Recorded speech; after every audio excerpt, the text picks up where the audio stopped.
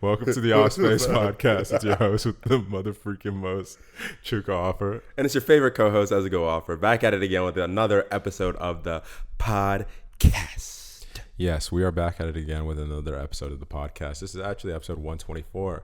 But to start us off, and which will probably, have inspiration on my heat check in general, I do want to just go ahead and give an overarching big shout out to today being Nipsey Hussle's birthday. He would have been 36 years old today. So shout out Nip, Hussle the Great, the whole camp and everything. Anyway, moving right along. We started on such a positive remembrance note, and I was going to say something because it's like, I'm only human.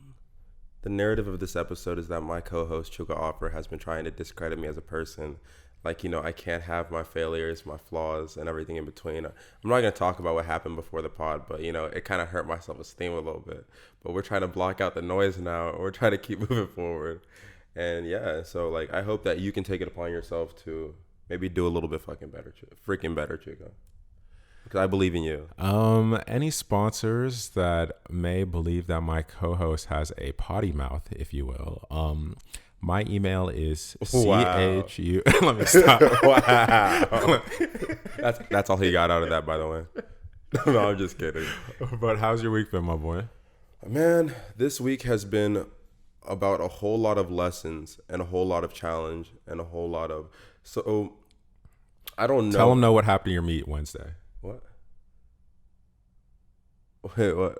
What happened to your meet Wednesday? What do you mean? What do you mean by that? All right.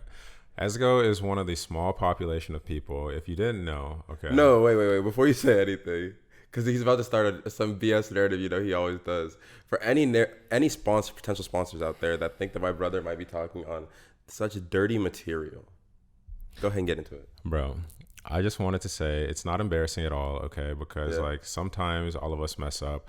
I remember once when I was doing a project in high school, I accidentally touched my balls after cooking something for the class. And are you being serious? Yeah, I cooked something spicy and I ended up it was just a whole situation down there. But I remember this week on accident, ESGO was one of the first people I've ever met in my life that set his dick on fire. And when that happened, on all honesty, I don't know why his first reaction was... Yeah, what was as it? Soon as he hops remember. into the shower to FaceTime me and tell me Wait. he set his shit on fire. And he thought I wasn't going to laugh. And I was sitting there crying, laughing. Was I on FaceTime with you while I was in the shower? Yes. Okay, no word. I just We're want brothers. That's not weird. Please don't debate us. We accept everybody. We love everybody. Please.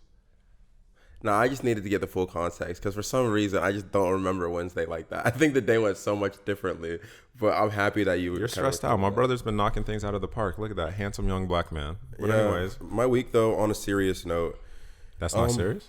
I've been, bro. You see how he does me, y'all. But on a serious note,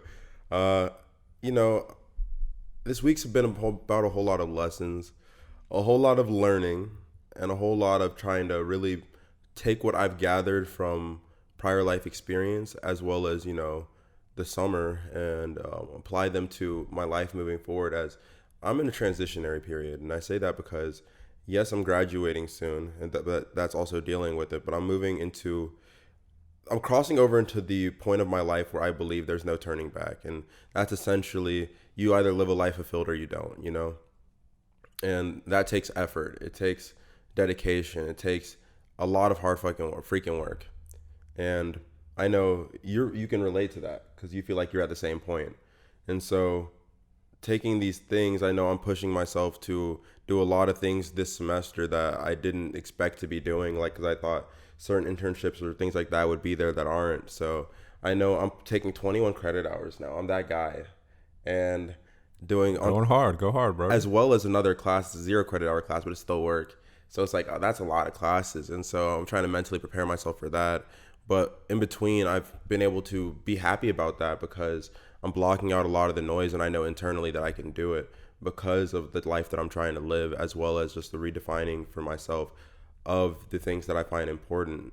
And so being able to say graduating is that important to me, which I know I talked on before, how much I really do want it to just it ends today mentality, and being able to take that and apply it, but also passed into other things. I've started to take way more greater like focus on the people I keep around me, the people I want to let into my life, the ways I want to let them into my life, boundaries, like the circles. It's just all of that's so much more important to me now, and just like kind of reshaping my life for what I feel like is essentially the start of the year, because the start of the year never feels like January. The start of the year always feels like August, and I don't know if that's because of like K through 12 schooling. Bruh, But you know what I mean? I've been in school my whole life at this point. Like the start of the year is August, and it's crazy when I have a January birthday and I still feel like the start of the year is August just because of how long I've been in school.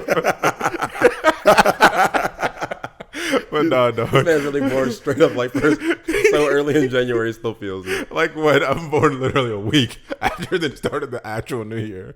But no, dog, I completely agree with you. And it was important, something that you touched on earlier when you said it's just kind of the moment when you realize it's time to either live life fulfilled or to not. And To be or not to be, no. and in all honesty, like, yes and no, of course. Like, what I mean by no is that everybody has a different point for this point that he's going through. Yeah. Notice how I'm 27 and I feel like I'm right at the brink of that myself. And I feel like you are genuinely at that same mental point, but at 24, right? But even then, passing it on, it's just some people might find it at 30, they might find it at 35, 40, etc. as life goes on. But it's more of just realizing that you can do all these things you talk about. You're not just talk, you're not just ideas, you're not just a dollar in a dream, right? It's like, if I want my life to feel worth something, what paths can this go, right? And there are so many different paths for everybody, right? And what I mean by that is I have a couple paths that I know I would feel fulfilled. And it's not taking away importance from any one of them. It's just realizing that if I'm not doing this thing or those things or whatever, then I'm probably doing a disservice to myself, right, as a human being. And sometimes you get caught up in a lot of the noise. Like you said, noise is a perfect word to describe it. Because it's funny, when you're younger, you start to think of all of these things. And don't get me wrong, I've had my fair share of fun. Like, I don't need to get into explicit details. I've lived all of the little fantasies and dreams that I had as a kid. Like, when it came to like what I thought adult fun was. Like, I thought adult fun was MTV Spring Break. I thought adult fun was like the Real Worlds and like going out and just like getting sloshed with some friends and then just finding some randos to hook up with, or just like figuring this out, or going to the beaches and the huge parties. And those things are fun. Like, I'm in my 20s. Like, those, I'm not going to take away the fun of them. But I think when that mental shift happens, you start to weigh importance, right? And you start to really understand, I guess, some of the lines in music that we swore applies to everybody, but it doesn't until you actually have that click. And what line I'm going to use is the Drake one, like that we go back to a lot. He said, I'm at home making the music that y'all party to, or something like that. You can almost hear, like, when I butchered the line, but you can almost hear while he was going through that line, the longing, of course, to like be out with his peers and like do like the fun stuff, blah, blah, blah. But you're on a mission. You know what you want, and you know this is the way that you're going to be happy in life, right? And you have to see it through. You got to see it through, my boy. Because it's placing priority. Because again, a lot of that focus that comes from looking from what society wants or things like that, and that noise from society, as in like, this is what you should be doing, like that. Again, I'm not saying like it's a bad thing for everybody, blah, blah, blah. And it's not a bad thing. Have some fun, actually. You know, all work. Please have some fun. No play makes like, Jack a dull boy, you feel me? But like, the expectations that your 20s has to look like this. You have to be party super hard, you have to be doing this, blah, blah, blah, this XYZ, and then that's what it is. But then you have the internal motivation of like what you actually want, right? But the outside stuff always weighs so heavily because we don't always give ourselves time to just be alone with our thoughts and like really process what we want, and we don't always trust ourselves too and are confident in our inner thoughts. So talk about it. A lot of that, even if we do hear it often, we kind of push it off like, what do you know? Even though it's ourselves, like, we know ourselves better than anybody. But it's crazy, you know. And that's just something that's important, because like, while you could hear that conflict in him, at the same time there's still the sureness, that not even sureness, but at least like I'm giving myself the benefit of the doubt here by like doing the things that I want to do. And it's not easy because of all that pressure, but I'm going to keep doing it. 100%, because like, he saw how he wanted his life to look, right? He saw some of the things he wanted to accomplish, and maybe not in his wildest dreams he could have seen like the top of the mountain. Because I truly am also somebody that believes no matter how great you believe you are and want to be on this planet, that when you actually become great, like you can never fathom all of the blessings that God gives you on this planet. You know what I'm saying? Like, so you never truly know, but you have an idea, right? Like you kind of know where you want to head and what really fulfills you and what you want to do. It's like I get called boring so often, or like not by like friends that'll poke fun at me and things like that, because I stay in the crib a lot now. And it's like I went from like probably one of the wildest partiers I know in terms of just like amount per week I was out drinking or just like doing all of those things. And it's not like I hate these things. Don't get me wrong. I definitely figured out I liked something a little bit more than drinking, but it's like when it comes to like that aspect of it, I need to find better balance, of course, too. And that comes to time management and like figuring out like when you can go enjoy these things and do these things. Because once again, all work, no play, you're going to end up just being somebody that is just sad and depressed and like lonely. But it's like, I need to figure out better balance. And that's a part of the journey and a part of the process for me. But I realize like truly, like I've been out, and as shitty as this sounds, because I really do love my friends and I don't want anybody to take it the wrong way, but obviously if people love you, they won't take it the wrong way. But it's like I've definitely been out, and like some of the like the end of like the bender that I was on last year and just like heading into like past my birthday, right? There were definitely some moments I was out like just screwed up, and just like some moments I was out just like enjoying myself. Like, don't get me wrong, I'm with people I love, just enjoying myself, and I'd be sitting there thinking like, what am I doing? What am I doing right now? Like, where's the space? Like, where's like my own personal career? Where are my own goals and my ambitions? And I was probably surrounded by a bunch of people that I want to give everybody the benefit of the doubt. When I talk about this shit, I never use it to talk down on people. Like, those may be people that all have kind of found their balance. You know what I'm saying? Like, they're all successful and all like do like love playing on the weekend because they work their asses off during the week. And that job and those things may give them fulfillment. So I don't want to ever guess, right? But I mean, for me personally, it's like I knew I wasn't where I wanted to be, and I knew the steps to get there, and I knew how much I was kind of ignoring those steps. Because like you said earlier, you said something interesting about me as a person. It's just like I am always a better functioning person when I work out. That's not even like hard to guess. No, that's 100% like, true. And half of 2020 I wasn't working out. You know what I'm saying? I was going in and out, like letting myself fall here and there, like I did our Beltline beach bodies, but I was just being competitive with friends. I wasn't really fucking like being disciplined and diligent like I'm used to being when I'm on top of my stuff. And then I got back on it this year, and it's like it's almost like night and day. Like it's like internship opportunities, job opportunities, film opportunities, modeling opportunities, just random stuff. And it's like the universe realizes like when you are aligned with what you're actually trying to be. You know, that's so important, man. And like just to drive home something more, because like to be honest, I feel like we've talked about it, but I want to even go on to describe what it means to me, because I feel like for everybody it's kind of different. 100%. Just interpretation of life and so many things, right? So when I talk about noise, you know, noise are like the influences from the outside world to me that aren't, you know, your own, like I guess things that come from within, right? And so they're external motivators, and they could be words, they could be actions, they could be things that you see, whatever. But a lot of times, regardless of whatever let's say somebody said something to you, right? Regardless if their intent was positive or if their intent was negative, it still wasn't you. And like a lot of that will in turn, if you don't have a solid base inside, it's going to end up influencing you in different ways, and like it's going to have similar effects, kind of throwing you off, and no offense, in like different ways, even if you don't want it to, because you don't have a solid base. But at the same time, not saying not to take in anything from people, especially if it can be positive and help, because mentors, family, friends that really do care about you are all important.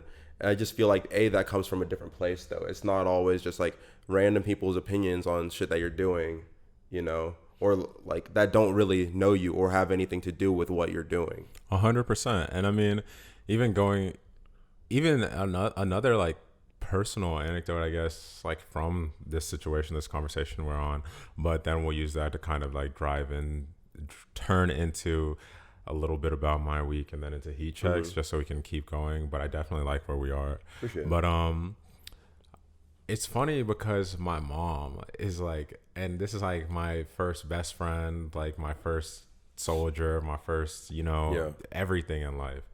And it's like when mom will talk about like small stuff, of course your parents will be sometimes a part of that noise, just being completely honest, because they don't, of course, know all the way like your desires, hopes, dreams, and everything, right?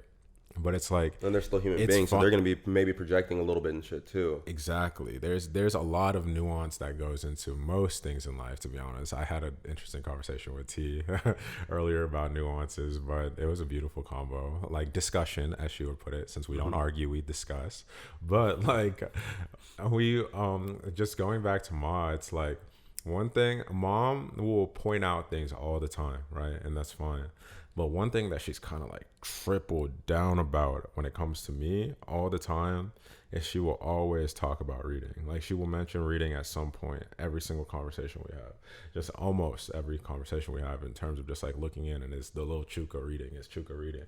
And then I look at it sometimes and I'm like, nigga, what? Like, bro, I'm living life. I'm busy. I'm doing these things. I'm trying to figure this out, blah, blah, blah, blah, blah. But it kind of goes into, even when I was talking to the homie the other day, I was actually talking to Deej about this, just about stuff that like makes us, like stuff that's inside of our core and our being. It's like once you start neglecting those things, you start escaping who you are. And the easiest way to neglect those things is to listen to the noise, right? Because you start to get in it. I think finding yourself is almost finding the easiest way for you to find what you're supposed to see in every conversation, what you're supposed to see in every piece of advice, what you're supposed to grab, right? Because like everything is personal, right? But then I thought about the reading thing and I was like, it's crazy, but still to this day, and I know so many people think of things as like braggy, but I'm really like sitting next to my brother that watched the shit. It's like the effect reading had on my life, you know what I'm saying? It's just like, it's just OD. Like I read a lot of books,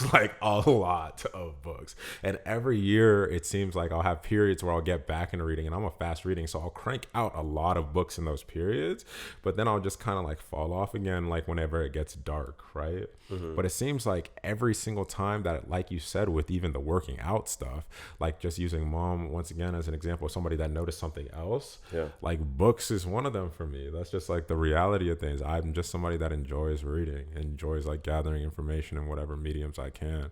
And so it goes back to what you were saying with knowing yourself, finding yourself, sorting through the noise, and loving yourself. And that's a part of it, because like, again, we got to go roll into the rest of this pod, man. But like, again, all work and no play makes Jack a dull boy, right? But like that play side of it doesn't necessarily have to be just one, like the one thing that people might think, which may be partying. If that's what it is for you, and you're somebody like, just so you know what I'm saying, go hard. Like if that's your whole thing, do it. I ironically own a do it sober shirt. I promise you, I'm never gonna be the guy that makes fun of people for partying. You know what I'm saying? Like, we're never gonna be those people. I was just out. You know what I'm saying? Like my last 2 days have been extremely fun and out and about, fully vaccinated. Do what you got to do, of course. But that being said, it was essentially for you on a reading tip. Like that could be that play. For me, most of my life it was basketball, and I don't get to do that as much for personal injuries and shit that I'm trying to get sorted out.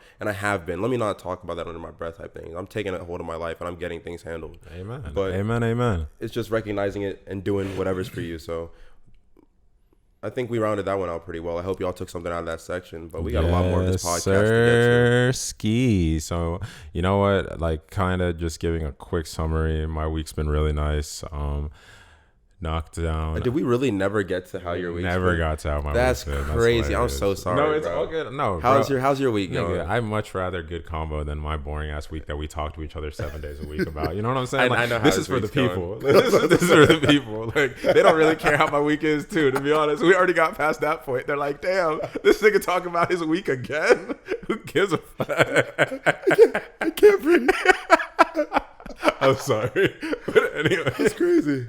Oh my god, that's why I was giving like the TLDR too. I was like, I know they don't care about this nigga's week, but I'm sure the people do, bro. Yeah. I'm sure. But I'm sure they do.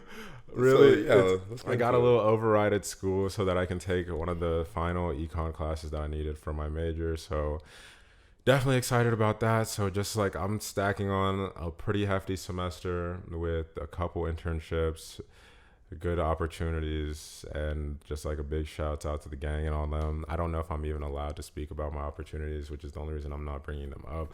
But one of them in particular is one that we've kind of foreshadowed a long time ago, as in mentions of people that one day we hope to work with. Yeah. And so like I'd love to even be able to talk to them and see if we can figure something out. But I'm about to say, can you not say like companies' names and things like that right now? no, I could say it's Red Bull. Like Red Bull's the name of the company. Like when y'all talk about Chuka, you gotta come correct. You feel me? This man's colleague, his coworker, is Max Verstappen, baby. Bro, the funniest thing ever. Talking about Sergio Perez. No, I was telling ESGO, it's funny.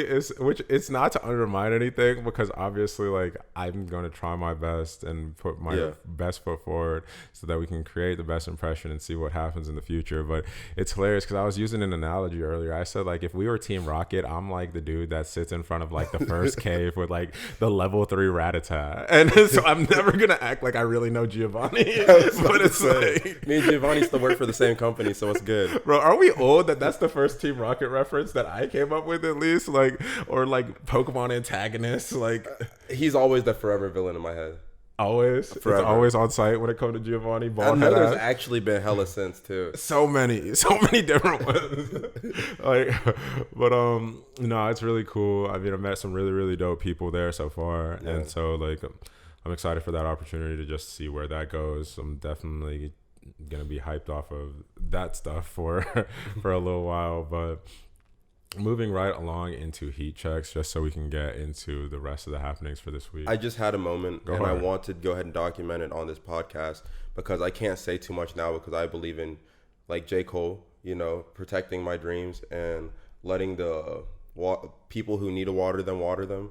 Amen. But, ESGO, refer back to this moment, and we're going to talk on this. All right. Amen, amen. And so moving right along with that, we have the first heat check. I'm going to go ahead and play Hussle in the House by Nipsey Hussle.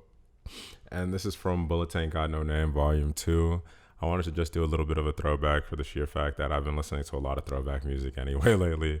I've been really digged into, just for the people that are on that side of hip hop, I've been really digging into The Alchemist's discography, all of his production credits, and his personal discography with the artists that he's put on the songs. And I've been looking into a lot of old TDE projects again, just because I hadn't listened to C4 in a while. I didn't listen to old Schoolboy Q tapes, like I'm talking about 2008, 2009, like with Schoolboy Q with the one blue backpack strap, thinking he's killing it on the mixtape cover on some Mac. No, like, which reminds me too, because I even listened to old like Easy Mac with the cheesy raps like tapes. I don't know why. I just been in like my super, super old bag of like the blog era rappers that I've fallen in love with and loved throughout their careers, just kind of dipping back into them. But one with his birthday coming on, this is one of my favorite projects from Nip, but from a nostalgia standpoint, because Victory Lap is my favorite project and his best project out. But without further ado, Hussle in the House by Nipsey Hussle. Exclusive. My friends, the good listeners, with this new drug, crack.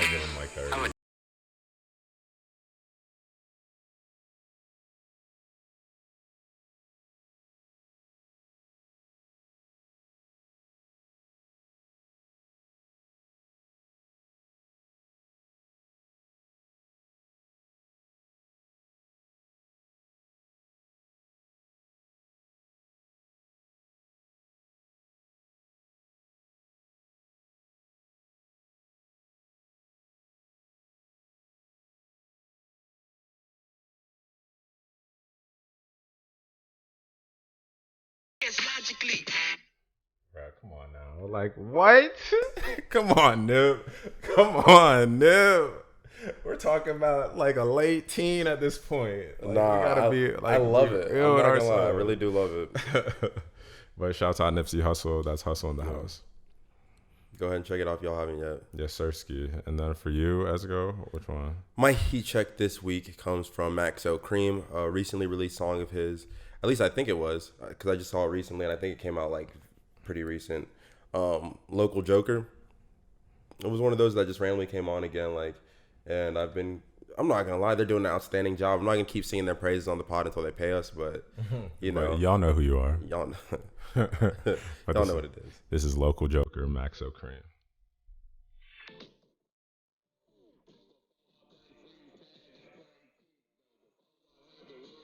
Another Nigerian king. We lit.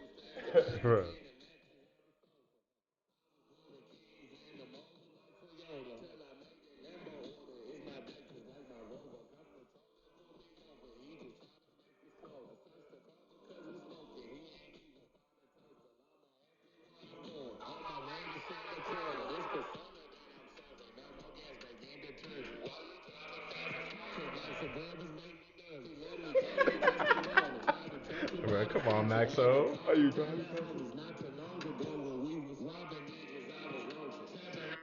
Right, come on. Why you driving fast and swerving? Black Suburbans make me nervous. They do. They do. Got a list of cars that make me nervous. A big list of cars that make me nervous. Different reasons we won't get into for each one of them cars. For sure. For sure. I'm not gonna let y'all have the jump on me, but oh my god. Oh my goodness. One. No, should I say one just because they're my people? I'm not really afraid. Bro, your own people can get you. Oh yeah, you're right. You're right. Never mind. You know him. Y'all niggas is crazy. Anyways, moving right along though. Shouts out to Nipsey Hussle. Shouts out to Maxo, Kream. Yes, sir. They got one thing in common, but we won't say that. We promote positivity always. Yes, sir. Wait, the one thing they have in common isn't success? No. The one thing they have in common is they're black men that are successful in America, but a lot of people like to look at that as a negative thing. One thing we do is uplift black men. Thank you for the layup, my boy. Thank you.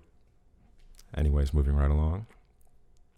One of the funniest videos that I saw this week was actually sent to me by ESGO earlier today, and I wanted to just talk about the fact that one, Haha Davis had another good narration, which is beautiful to me because it seemed like he fell off for a little bit. I was gonna say I don't want to say, like you said, had another good narration. It's like, isn't that his job? For sure. But I'll say that's what he does though. I feel like it's been hit or miss probably for people for a minute, for a little while. But I haven't been looking, so I mean, once again, I can't really be the judge there. But this video was fucking hilarious, and he was he was narrating a fight between. Like, go ahead, bro. Yeah, it was okay. I'm not gonna say when I saw it, but I saw a video of what I assumed to be a raccoon who somehow found his way into a zoo enclosure of some chimpanzees. And so the way that this man was narrating, the raccoon just distraught and tossed around by these monkeys. This man got jumped. It's really one of those things that genuinely is just like it feels like he can make anything funny. He's one of those people in my book. Oh, for sure. He's one of those, the RDC World people, like all these guys just feel like what they do well. Which is great because once God gives you a talent and you know it's time to double in on it, like that man's narrations are hilarious, bro. And nature's I'm not gonna say it, bro. I'm not even gonna curse, but y'all know where I was going. Nature's kind of wild, bro. Bro, people were talking, like you said in the comments, which we don't give light to negativity, but this, in all honesty, I almost want to have this conversation, but we'll see where we go with it. But it's like I hate the crazy levels of entitlement that go into like the virtue signaling that we have today, man. It's like you said, there were comments under there where people were almost on some PETA stuff, like y'all are just supporting violence in the wild. Nigga, it's the wild. Like it might have been a zoo. Because there's no way that a raccoon ran into a chimpanzee in the wild. I'm gonna go ahead and let that one be no. No way, no shot, bro. They're fucking animals, bro. But that being said, like, look, like, yeah, okay. I'm not saying like I agree with zoos and all that if they get like their animals and just like poaching animals and things like that. Like if they're like rescues and they really can't go back to the wild, you do what you do and you try and create experiences, show people different animals that might not be able to see them. Mm-hmm. But that being said, I know this raccoon just accidentally. The raccoon was from the wild because I know they don't have raccoons in some zoo. What zoo you ever been to that had a raccoon? Bro, if I went to a zoo and raccoons were one of the like marquee animals, I want my money back.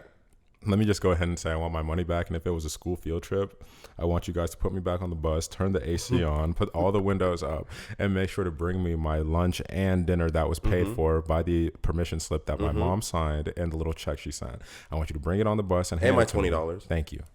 And it's just like, that raccoon accidentally found his way into that enclosure. And that's just one of those reminders that nature's again not for play because monkeys are smart, chimpanzees are smart too. And I'm not saying they don't eat like raccoons. I don't know, like I'm sure they could. Like I'm sure that's not what they're going for. But nature's not for play at all, bro. Like I'm pretty sure that raccoon was trying to be a little shiesty, take some of their food. And they said they weren't even going for it. He's lucky that they just jumped him and threw him away, bro. If he drops into the hippo in camp, bro, he's gone. He's gone. He 100%. Just disappeared. It's like one of those little disappearing act. Oh my goodness!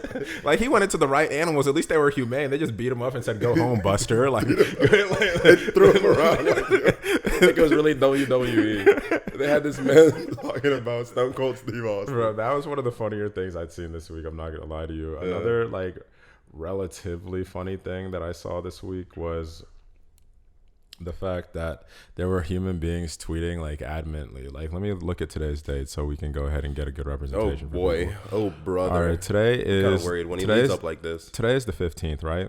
I'm gonna go ahead and say yes, but I don't really have a way to verify that. No. It's this, and so Friday was the 13th if we use simple math, right? Okay, yeah. And so on Thursday, the 12th, at night, 11 o'clock rolls by. Okay. I checked Twitter. Okay. There was a bunch of people tweeting. Talk to me. I think it's coming. Oh, what's happening? Oh, y'all fell for it. Y'all still falling for it? Y'all still falling for it. Like, I'm looking at my calendar now. Next Friday is the 20th. So on the 19th, people are actually going to still tell themselves that they're getting a Kanye album.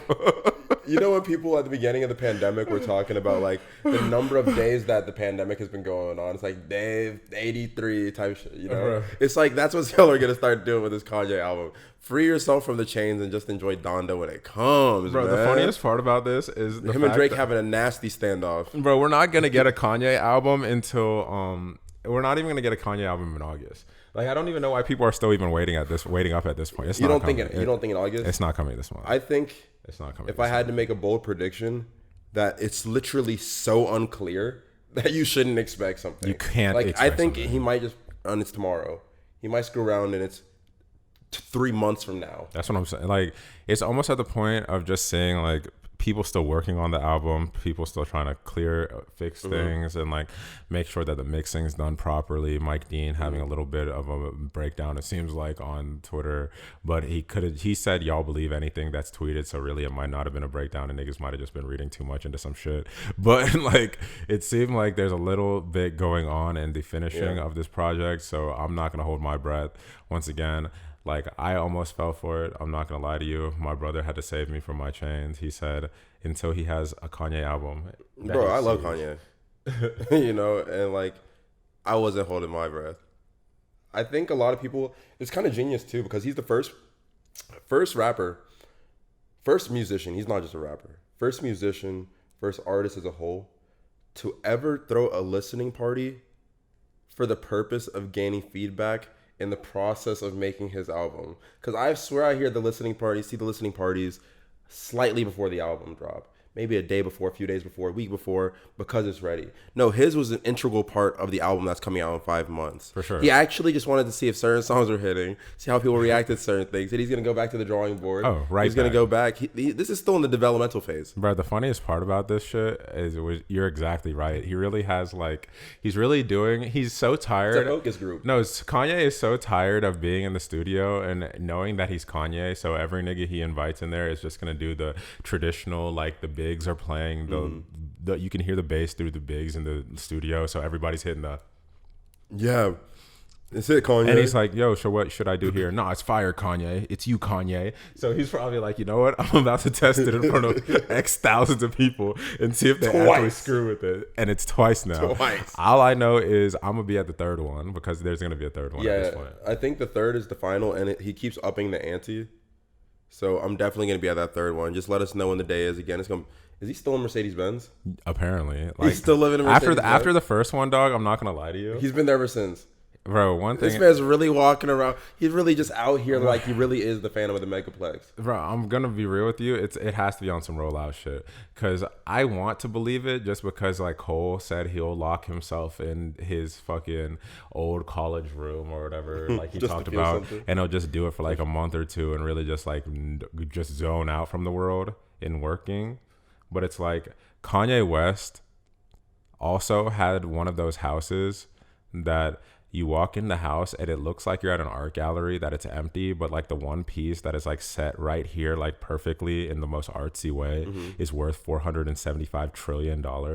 Like, I don't think Kanye West is really sleeping in that jail cell for months at a time. You know what I'm saying? Like, I think at this point it's a part of the rollout with his Phantom of the Opera act. You know what I'm saying? Like I don't understand. Like, you see the niggas with like the regular ass estates, and you see like, oh, you have some chandeliers. All right, cool. You might have a nice little backyard. Maybe one of them niggas could hop in and sleep in that cell for a few months. Not the nigga that has the meticulously placed at 45 degrees, the one piece of art in like the middle of the It's kind of funny that you say that because I didn't even think about it like that. He's genuinely just somebody that I feel like the aesthetic and like his surroundings and environment really does matter to him. Way too much. And not trying to knock him like he's not tough or in all honesty, what if this is the aesthetic that matters to him for the album though? On a flip side, what if he really has tricked himself into the mindset he's like, nah, I have to suffer for this. No one knows what it feels like to be on top, you know what I mean? At all. And it could go back to the J. Cole talking about how he needed to feel like people didn't know about him or were forgetting about him type. Really? Or like LeBron just like, really have like a landlord. You're 19. Like,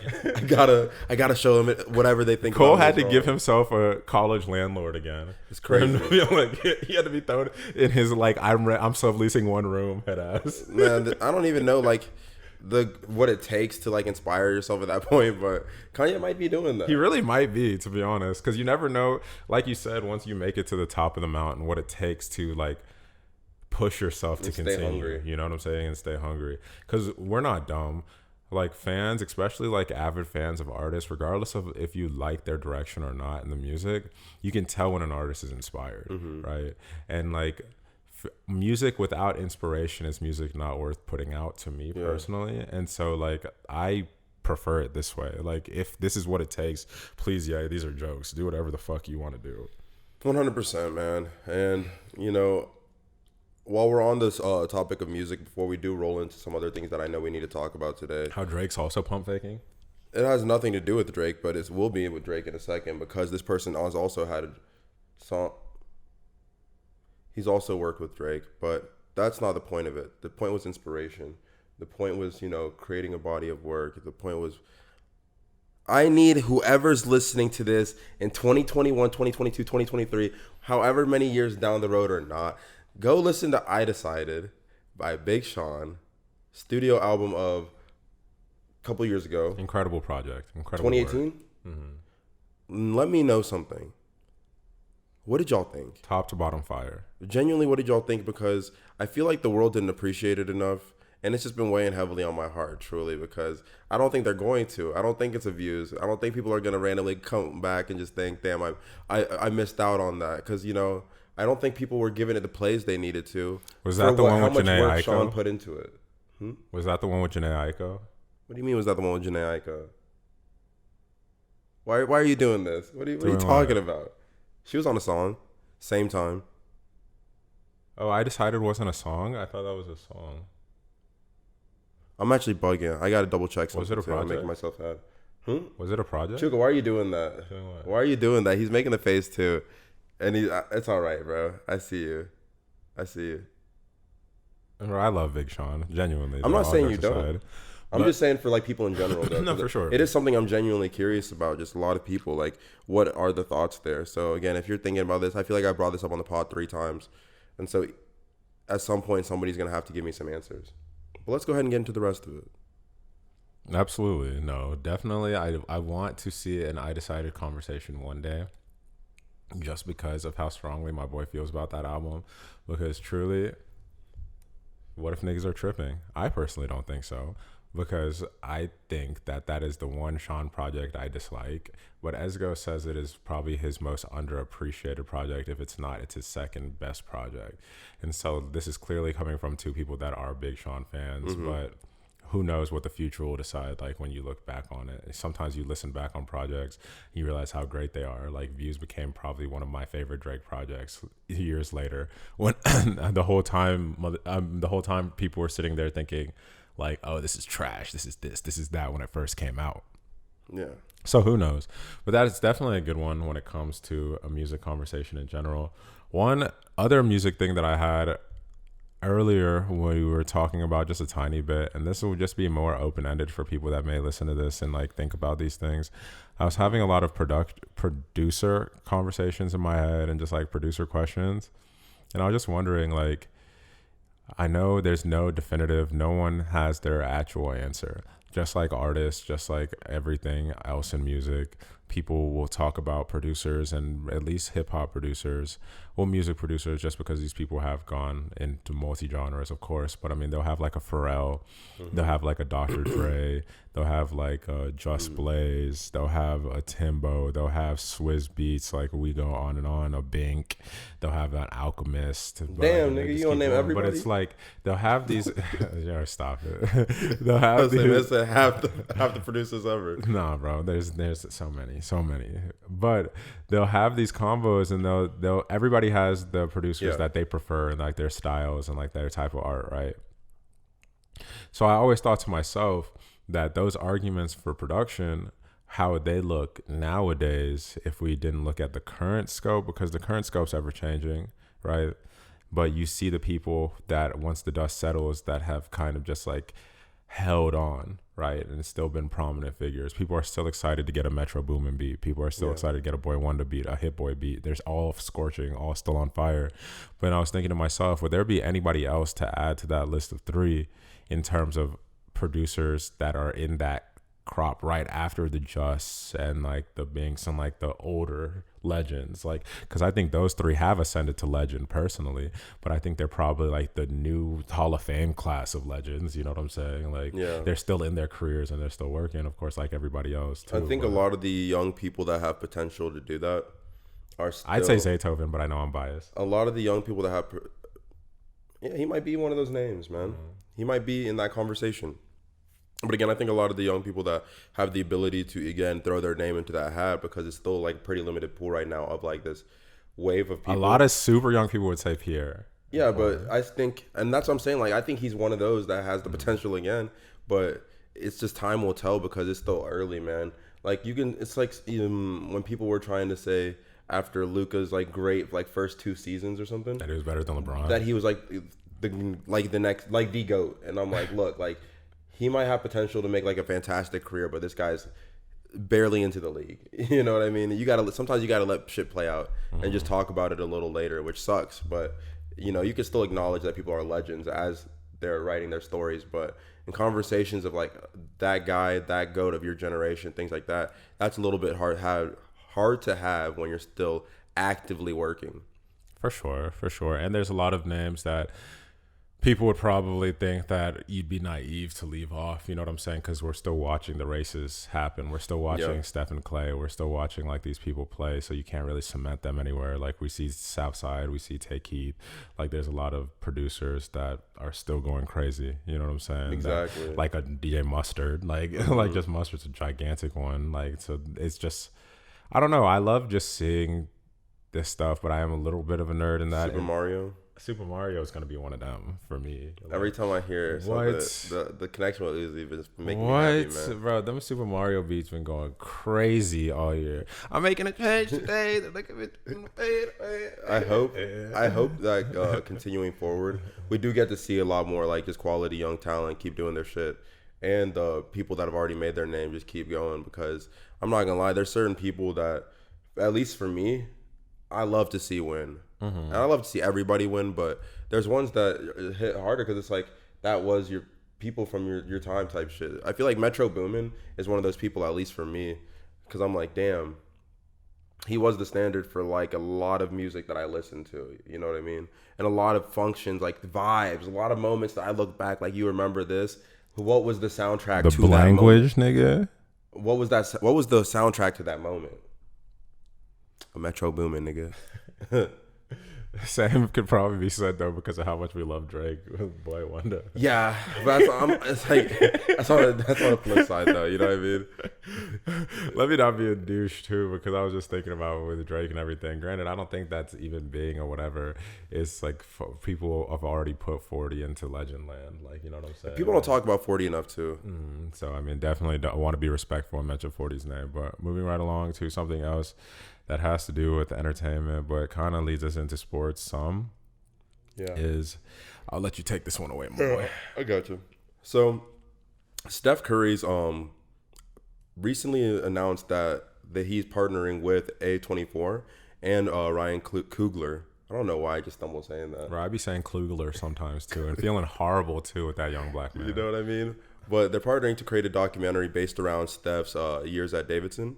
And kind of following like his sensational NCAA like March Madness run, and it's supposed to highlight some of the key moments from it. Again, like I know him setting the single season record for threes made, things like that. I don't think it follows much NBA, but it's like really heavily focused around again just his Davidson moment, which is pretty cool too because also the people that he's working for. Again, I know. Let me just pull up the article to just make sure I get certain things here perfectly correct, but A24 has been a part of creating things like Lady Bird, Minari, and I know there was one more that was even more popular than I think those two. And we already know the good work that Ryan Coogler does, but he's going to be more on the production side. I know there's the person actually directing it is going to be a different person, and I wish I had his name off the top of my head. But I'm excited, man, because I feel like, and Uncut Gems was the other big name that I think people will be able to like pick up from A24. And I feel like, again, this is going to be cool because we're seeing a lot of highly talented groups and people come together to tell a story and a side of one of the most prolific NBA players of the 21st century, and being able to really show that his story or some part of it prior to his acclaim to fame, which was the start of his acclaim to fame. It's funny because even with Steph, one of the things, it's anytime I think about college Steph, the first thing that comes to my mind, which is so backwards, but it's just because of how many interviews and like just like looking in and trying to dive into the mind of this person the best way I can. It's just seeing how many people vouch for the fact that Steph could have 100% been like a prodigy professional like golfer as well, but he just liked basketball more. Like, it's just so nuts to me when you think about how great some of these people were at multiple things. You know what I'm saying? Like, to where you see how people talk about Steph, it's like we haven't seen somebody be talked about in the golf world since Tiger in a crazy way. But imagine if we were seeing the resurgence, you know what I'm saying? Like seeing the new age, that kind of thing. So that's nuts. But even like going into this thing, it makes me come back to a thought that I actually had yesterday, which goes into what I'm helping Sailorface with, and like even with Steph in general, the prominence of all of these podcasts on YouTube.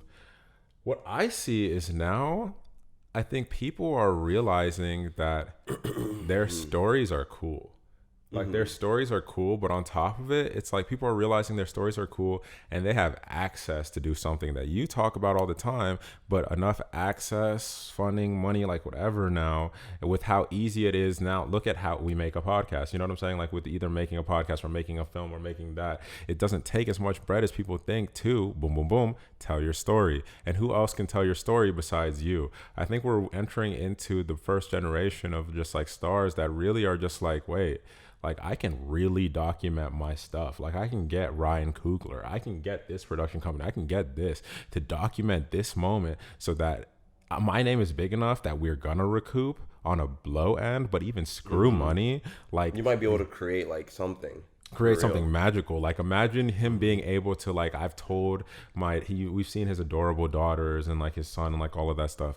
You've told them the stories 100 times, right? Yeah. But now imagine like 10, 15 years from now where they really get to an age that they start to dive in and care about, like, how did daddy get here? How did you get to have that and story. They could have this pristine documentary about like what happened. I think that is so dope. Like, so dope. Like, I talked to you about recording mom and dad's like history, or recording grandma's. It's just like, we can really document and tell these stories nowadays. And that is so awesome to me in a way that's never been seen before because of how accessible it is.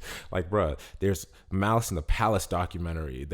We're getting into like Steph's time at Davidson. So many athletes are making The Last documentaries. Dance. Like The Last Dance. We're seeing documentaries Tiger about Woods people's times documentary. in school. The Tiger Naomi Woods. Osaka, Like Naomi Osaka already working on stuff. Bro, we have LeBron. Dog. I know people are going to think that, which they can think whatever, because I think if you're Bro, in if you think you're, I already know what you're but about it's to like, say, bro, I can't even fathom truly, because I know I'll cry. Like, I know I'll cry just because I know that I've gotten so much softer, I guess, in older age when it comes to just like trying to empathize with other people and like their experiences. But I know for a fact, like, if we get a real LeBron James documentary one day, like, that man's wow. like, it's his story's nuts. Wow. And being able to see what he's come from, what he's accomplished, Wow. what he's set up. It's like, if you can't get him, bro, I get emotional just seeing it happen and I'm watching him in still real do, time. You know still what I'm do saying? things. You know what I mean? And then we get real. Yeah. Stop it, bro. We could tell these stories, bro. Like, Let's go. everybody can tell their own story for real. And I know it sounds like we're geeking out about something, but that's just something that I know is important to this guy.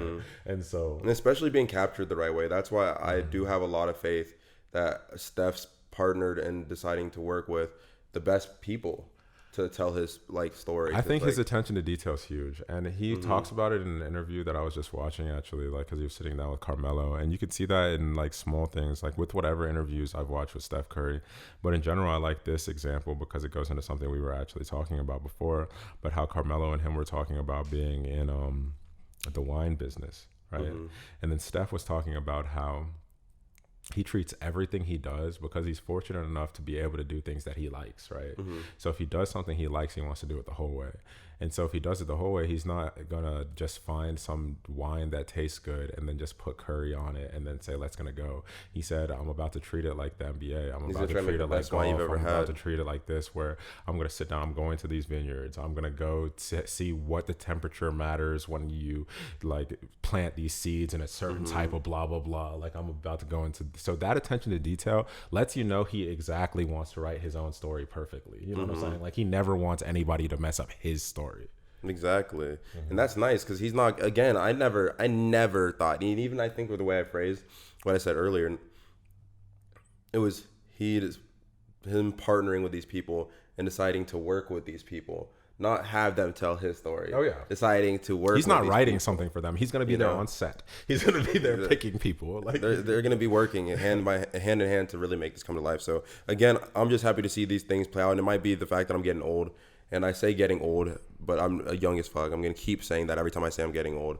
But as I get older, all these things are just so much more interesting, you know? And you like to see like the backside of who I don't want to say like heroes, but like who these remarkable people that you grew up watching or seeing, blah, blah, blah, who they are, how they operate, how even past the people, like how these cultures, things like that, just learning is awesome, man. And super being able awesome. to see it, learn in the capacity that we're able to learn, see, and take in information in 2021 is very different from how it was when I remember being like in 2005, you know? And so being able to see something like that is nuts. And I know, speaking on, and that's what I was going to say, in all honesty, because we're going to transition into the end of the podcast, which is going to be more sports talk, of course. But that's our bread and butter, I guess, like our little nerdy part. But it's like, dog, I know my man has been injured for a couple years. I know he's been injured for a couple years now. Lord knows. I'm heavy. I got my weight up. Robusta booster rate up. somebody paid up. Thank you. And the recovery there. It's like kissing styles. But anyways, like, like whenever Klay Thompson touches a basketball court again, I need y'all to keep the same energy, because the disrespect I see around this man on accident, because I'm so tired of human beings saying Steph Curry is the best shooter of all time, which is a correct statement. But I'm so tired of them saying it and then jumping to things like Klay's probably like top 5. Who's better? Who's better than Klay if not Steph? And the thing about Steph is like, it's arguable. That's just it. I don't think Steph has like the clear edge, like he's the greatest shooter. I think again, like Klay has a case, man. Because Steph, when he's hot, and I see that. And like not just that, he will make incredible shots. What? Past like the half. Three people on him. Half court and up, this man is lethal. But the thing about Klay Thompson is, and I say this about Devin Booker, right? But the Devin Booker, and Devin Booker is somebody who dropped 70, like, and the only person who I think is in the NBA that really, when they heat up crazier than like him, it's Klay Thompson. I've never seen it. Like, you guys Klay know. Thompson, he has a heater on him. You know how much we stand Kobe. You know how much we talk about Bron, like Steph, all them niggas. You know what I'm saying? But it's like, I've never with my own two eyes witnessed a human being heat up like Klay Thompson, period. Like, there's nobody else in the NBA I've seen, period, including the people I've named. Nobody heat up like Klay Thompson. Like, it is unbelievable what that man does with the basketball when he's on fire. It don't make sense. 37 points in a quarter of basketball, in a quarter of regulation basketball. 14 threes in one game. The fact that wasn't it 61 in 3 quarters? Something like that. And it was only 20 something minutes, by the way. It was closer to 2 quarters if you look at the time played. And I wish I had the stats for how much he scored with like only like 11 touches or some shit. Like, what? Or like 11 dribbles. Like, we have to be like, people need to stop changing history just because time's gone by. I know we don't have everything where we have like we all have short-term memory now, and everybody just like only remembers immediately what's going on. There's recency bias. I get that, but it's like 2 years is a long time. But it's like this is 2 years from this person was an all NBA or was just like defensive team, like all-star, like killing, and it's now the Warriors, if Klay comes back, they're still going to be maybe a lottery team. They might be able to run for this. They might be able to... What? I think people are confused because it's like the disrespect, like you were talking about. Forget the shooting, bro. Forget like that conversation. Which is crazy to even say. That's how you know. You know, like there's levels to this, truly, when it comes to Klay Thompson. I see conversations about, and like I'm not trying to like throw other NBA players like names and stuff. It's just the fact that you'll see conversations where people are like, would you rather start a franchise with this person or this person? Or this person would be a good trade for like Klay Thompson, or this, that, and the third, or is he going to come back and be able to even be like a scoring threat and things like that? It's like, we didn't, obviously, if you're asking any of those questions where you're doubting his offensive capability, people put 25 players in the NBA. There's people that really put 25 players in the NBA above Klay Thompson. And I know they will find a list and really tell you that. And it's like, hearing that is kind of wild to me.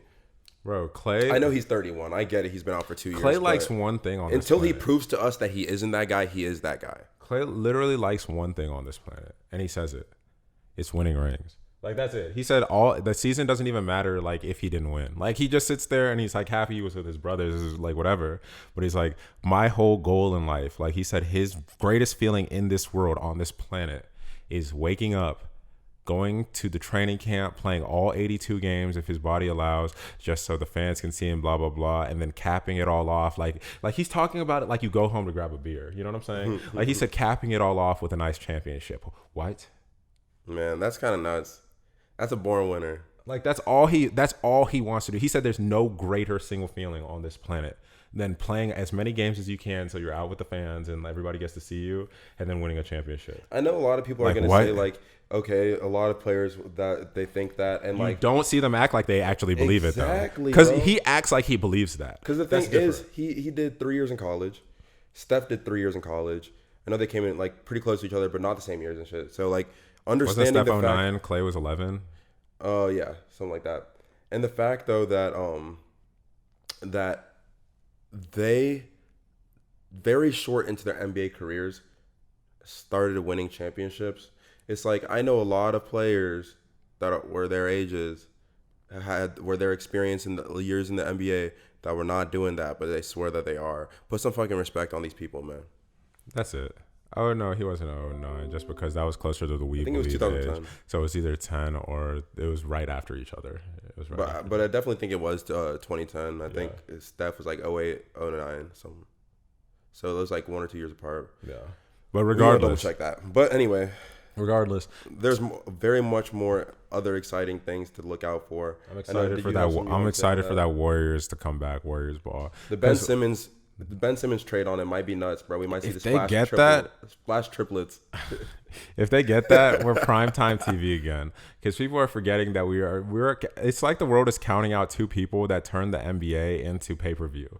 Oh my! They turn it into literally must-watch TV to see those 2 play. Fuck 100%. Every other team in the league just to see those 2 guys run around a basketball court like some damn ADD children just tripping, and then as soon as a ball touches their hand, connect.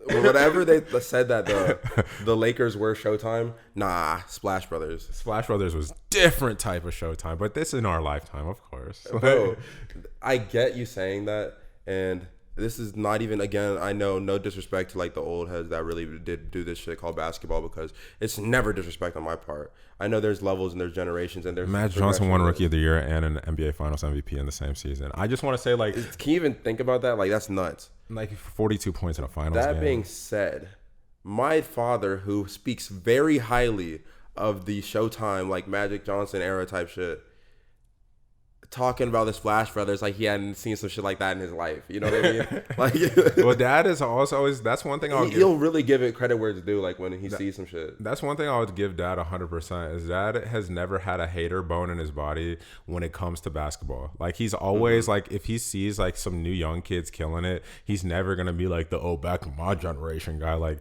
he saw the Thunder playing like when it was the Russ, Harden, and KD Thunder, like them young people, and KD became his favorite player in the NBA. Like he was sold so quickly. Like oh he loved that team. He was like, no, this is craziness. So I mean, that is a good point. You know what I'm saying? Because somebody that's not biased, because there's a lot of people that are biased to their generations and their age groups. And I was about to say that if anything, he would be biased there because that was literally his generation. And it's like, nah, seeing these people are just like interesting, must watch TV. But I will say, moving on in NBA stuff, Peyton Pritchard. A lot of y'all might not know this man. I know he was a rookie last season, but you know he's not gonna be a rookie any longer. We're going to that sophomore year. He actually just in these summer leagues, he just dropped 92 points at the Portland Pro-Am. So I want y'all to know something, right? 92. He dropped 92 points playing against professional players. You know what I mean? Like really people who do this for a living. So. What do you have to say on that? Because it wasn't like it was a blowout or anything. Like he did that to win the game. He dropped 92 points, and he apparently had the game winner because they only won by 2. Because the other person was Mike James on the other team, which Mike James is somebody that we've spoken about on this podcast as a sleeper in the NBA because he's definitely one of the most like unmentioned like good point guards, like solid point guards, just because people always want your point guard to be, if your point guard's not Steph or like an all-star basically, like a top of the league all-star, like a Steph or Russ, a Kyrie type, then people forget that there are outstanding point guards in this league, and Mike James is definitely one of them. He was a steal for the Nets in my opinion, but he scored damn near 70. But the damn near 70 only gets overshadowed when someone scores 92. You know what I'm saying? Like what? You know he's pissed when he's thinking, I just had a phenomenal game that people aren't going to remember my side of it. People can't care because someone scored 92. The professionals will though. Oh, for sure. And it's funny because like, you know, they're telling those stories like, do you remember when this guy played against this guy? I put X amount of buckets on his head top. Oh my goodness. They remember everybody. I hope they remember every name. They remember like the most, like, it was crazy seeing it too. Cause like just hearing Katie confirm it too, but also kind of just noticing it from people that I know that are in this realm of things, whether that be G League, Division 1, 2, 3 basketball, professional things, that stories I've heard. Like they really will remember the names of all these different guys that they played with. Specifically like, too, and the instances that they played them. I love when they'll act like they're thinking about the name for a second, like it's not. I was talking about Bobby Brown. Okay, they'll be like, yeah, I mean, I think you're talking about Richard Smith. He went to Northside High School in like 2007. He went over. Like you're like, what? Isn't that kind of crazy? I love it though. I love this sport, man. I love this sport. But last thoughts that I would have basketball wise was a major contract. Some people's guessing of Kawhi leaving what you would call bums is wrong because he decided he loves Cali and loves LA Sun too much. So he's staying on the Clippers. He signed a 4-year extension. That could also be guaranteeing money so that when he demands a trade, he'll get paid that much, but who knows? I don't know if he'll demand the trade. I think he might just actually ride it out with these boys, to be honest, which in all honesty, let it go with them. But what do you think about the Kawhi trade? Yeah, I mean, the extension. I think he's probably at a point in his life where it's a solid situation. Like, it's not like they can't win a ring there. You know what I mean?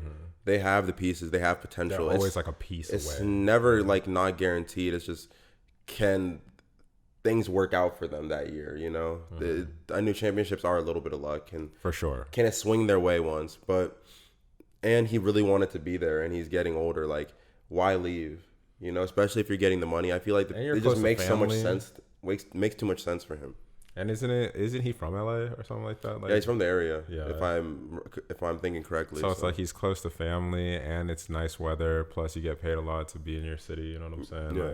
Like no, I feel you on that. Another thing though, NBA wise, was the summer league games that have been going on. There's been a lot of dope young prospects, and so I want to give credit where credit's due. But my main we're here thing to talk about.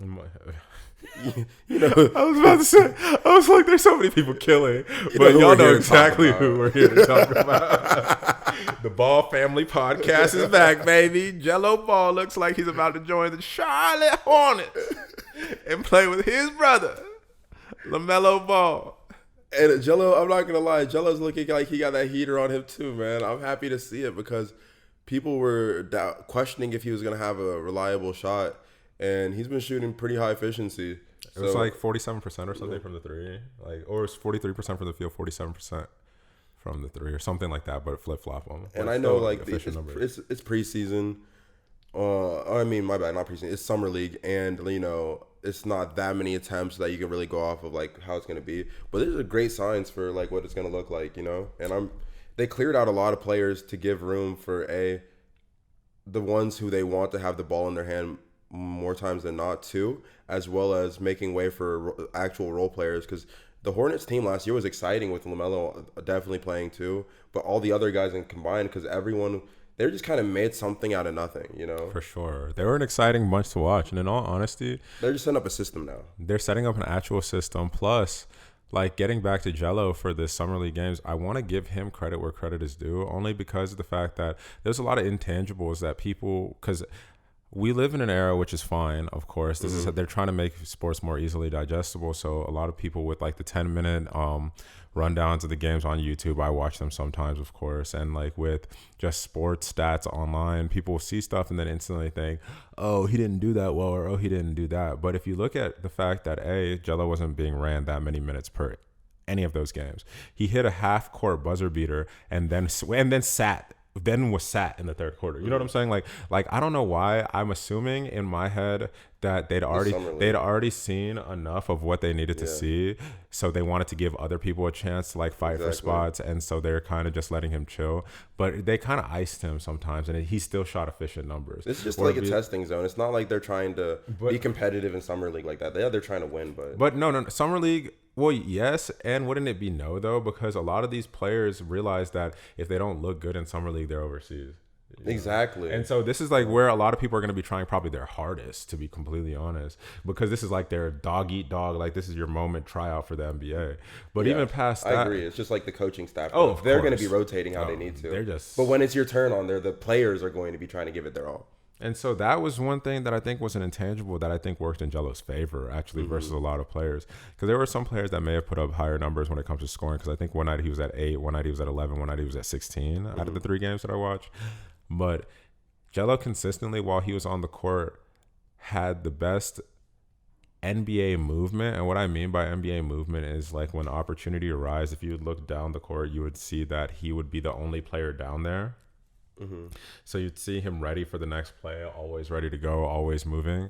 But another thing that was really interesting to me was just like the hustle factor in general. It just seemed like he was ready to work. Like he realized that he's going to be put into a position to where he's going to be playing a role on a team. Like no team's going to be signing him to be a star player. If he makes it as a star player and shows himself, right? Then he'll get that opportunity, he'll go. But he knows, of course, his first contract is probably going to be either something two-way, or it might be something where he's signed and he's given like something to do. Right. And so he's shown signs of being like an outstanding, already seems like he would be an outstanding role player just off of pure defense, effort, and defense, effort, like rebounding, just like small intangibles while you were watching the game, like boxing out, being in the right position on the court. So I definitely want to give big ups to Jello on that note. Yeah, always super positive there, and just happy that that young man was able to get his shot. He's making the most of it and seeing where it plays out. But there's some other, we will get back to the other people for a second that are important here in the Summer League. And I feel like the Houston Rockets have two individuals who, while one of them is by no means going under the radar, really, both of them are not going under the radar. I think they're going to perform to a level that also going under the radar doesn't mean people expect you, or flying above it doesn't mean people expect you to be like some perennial all-star type shit. But I think what we're about to see with these two individuals combined is going to be just something that's very exciting to watch for basketball. So Jalen Green and Josh Christopher coming together and being brought to the Rockets is just like something that I feel like positions the Rockets really well in like the next 4 years for what could be like a deep playoff run without people even realizing it, especially with certain other teams kind of phasing out, getting older, and like the young people coming in, but at the same time them making a solid case for young people that could probably get to it early. Just the kind of people that they are. So I'm excited to see that, genuinely. I love him giving himself his own chip on his shoulder too. Like that's some of my favorite thing about lottery picks. Like I love lottery picks that be butthurt while they're lottery picks because you see the fire in their eyes. Like this nigga got pick number 2 and he was like, all right, marking Detroit on my calendar for the rest of my career because they looked over me. Like I love that though. He's like, nah, because I'm the best. Like I'm really that guy. And I want them to know it too. I love that. So they're players I'm definitely going to be looking out for in the There's future. So many people though that had like crazy summer league games, and I know we can't give credit to everybody. Just like it's like just the world, you're never gonna be able to say everything, but hey, just know that we see y'all. Keep killing shit. No, we definitely see y'all, but I hate to be a little bit abrupt, but we've kind of ran into a time that I need to dip out of here soon. So, do you have any final words for the podcast before we head out? Final words for the pods that you already know what it is. Go ahead and make sure to like, comment, and subscribe, and everything in between, and make sure to keep up with us. Yes, we love y'all, so go ahead and show some love back and let us know what you think. And make sure to follow us on all social media. Make sure to play all our videos 0.25 speed for 3 hours a night or something like that. But anyways, my name is Chuka. My name is ESGO. And this is the Offspace, your podcast. Yes, sir, ski. Yes, sir.